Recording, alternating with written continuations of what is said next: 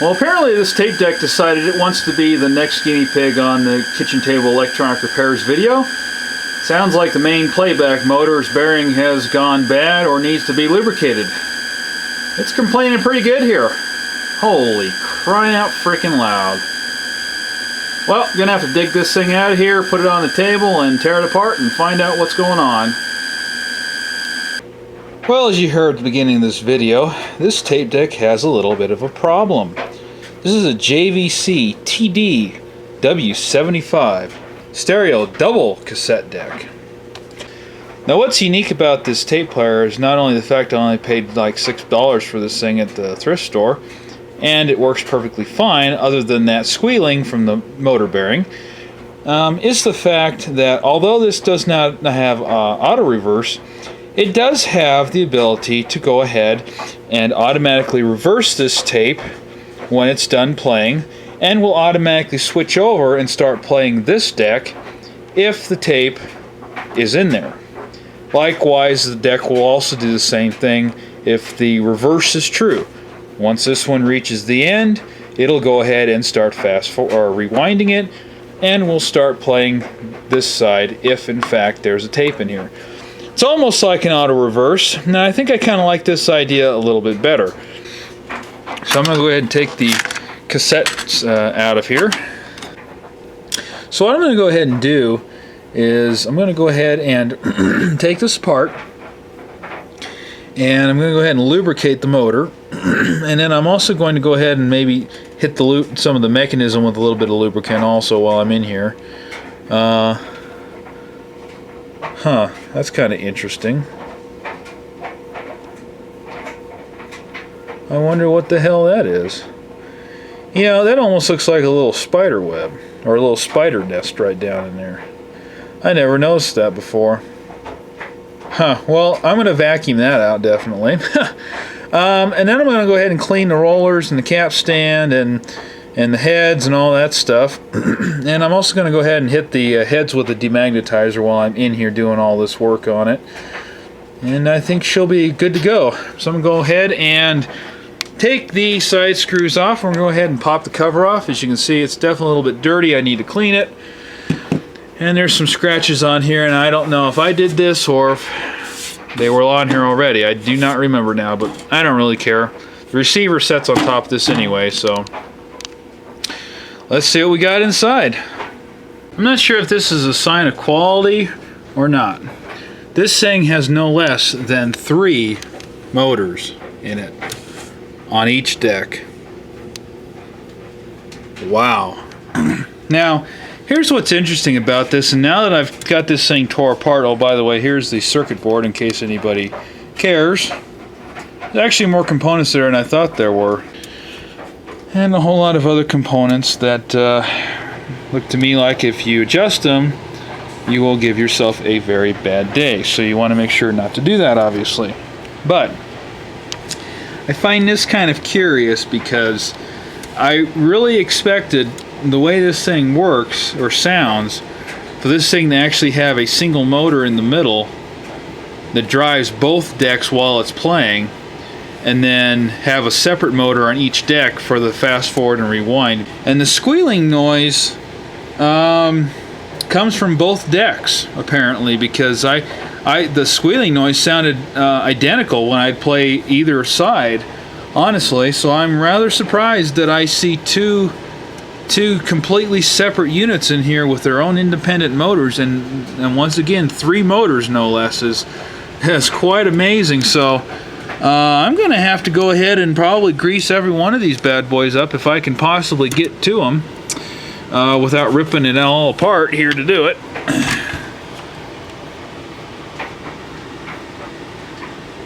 I think I can get some lubricant down there on the shaft and hopefully just let that kind of wick down into that front bearing there, because I don't see any holes on the back side that would allow lubricant to get back into there.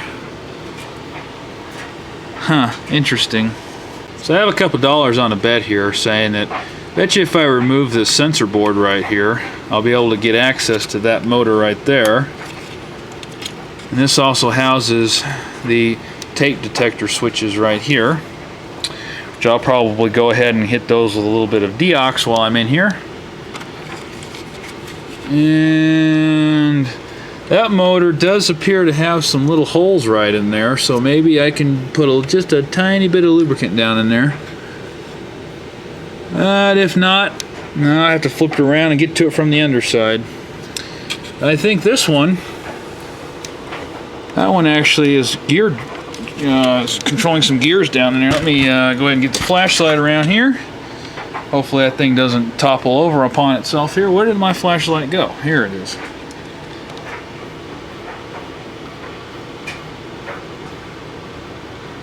Huh. That must be for the fast forward and rewinding. Not entirely certain what that one's for, though. I wonder...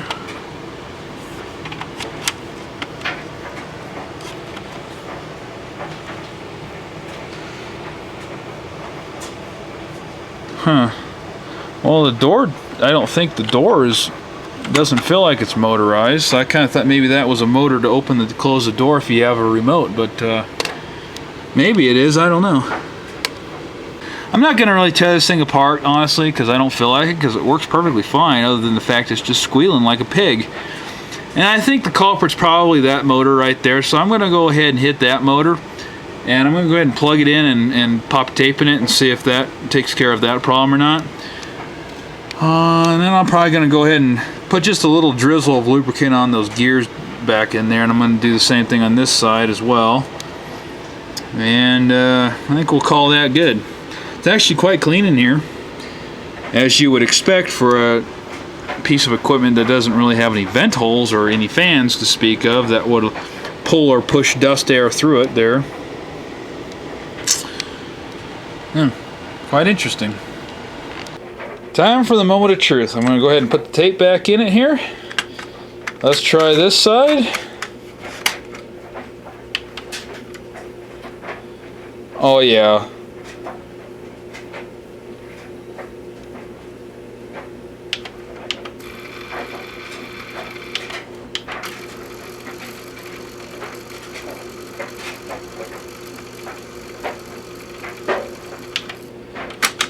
Alright, let's try the other side.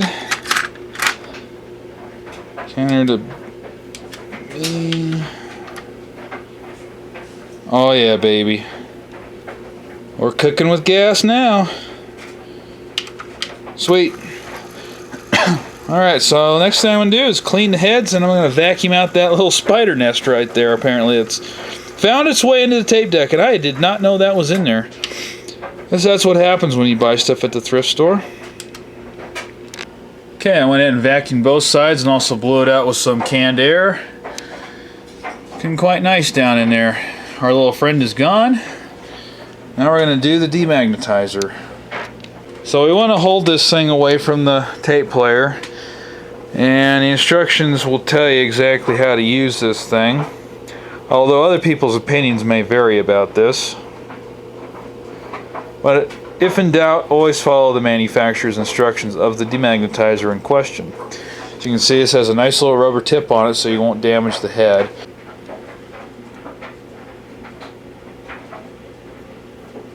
Whatever's the easiest way to get to it. Now a lot of times when you touch metal surfaces, you'll feel the demagnetizer actually vibrate. So now all I need to do is go ahead and hit this with a little bit of Windex, but first I'm going to go ahead and put the cover back on.